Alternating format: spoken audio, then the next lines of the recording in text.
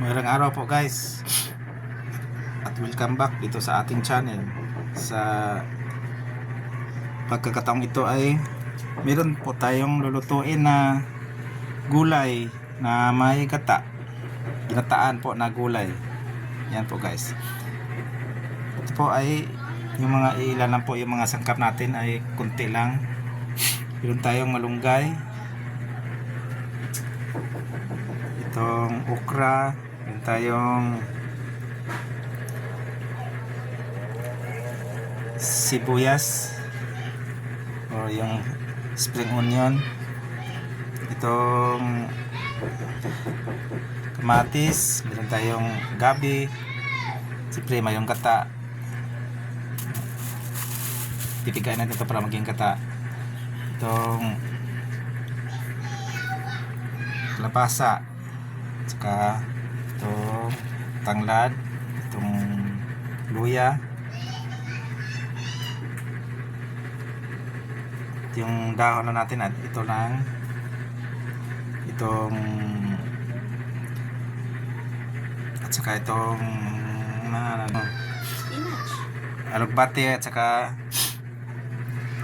malunggay, at saka meron tayong dalawang pritong isda na tira sa kanina sa ulam natin. Ito alisan lang po natin ng buto, tapos halo natin sa gulay maya at balikan ko kayo, tapos lilinisan ko pa ito guys. Sandali lang. Ito na po guys, at nalinisan na po natin lahat.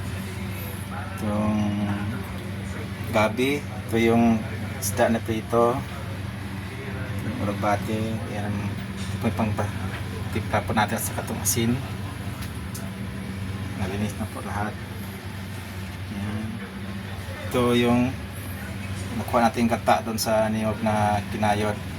Ito yung unang tiga, tapos yung pangalawang tiga medyo malabnaw po siya. Ito ay sinalang ko na para po sa pagpapalambot po nito mga boss, mga guys. Ito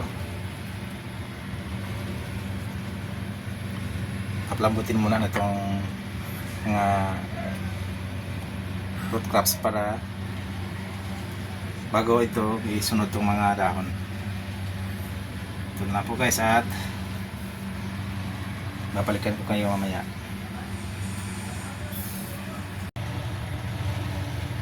Lapit na pong kumulo ito gata natin guys, at iuna na po natin ito yung luya,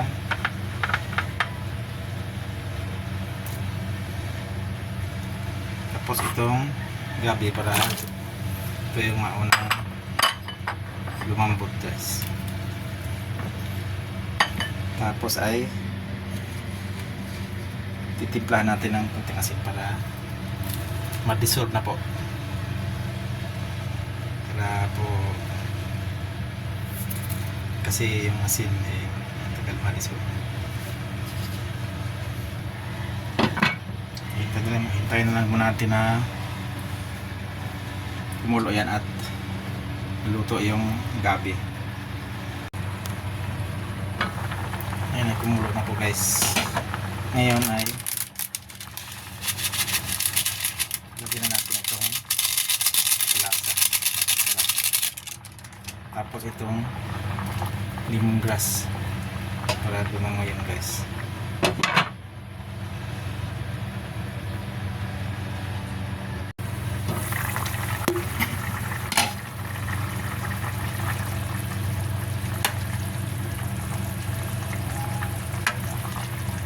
Ito na po guys, at malambot na po itong gabi.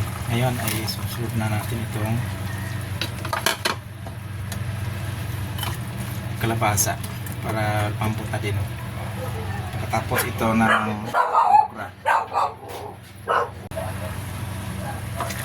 Ito na po guys, at malambot na po itong susunod natin itong okra, isda, saka ito sili at saka ito sibuyas.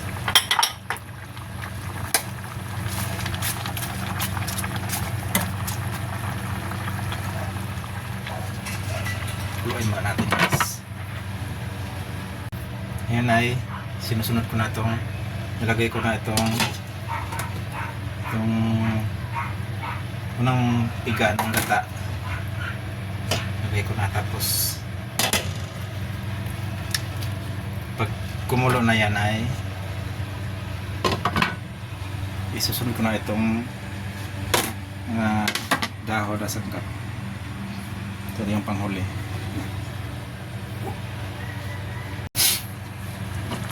Yan guys, ay nalagay ko na lahat ng mga leafy na sangkap at okay na po to guys. Sarap siya, creamy yung kanyang sabaw dahil sa gabi saka doon sa okra guys.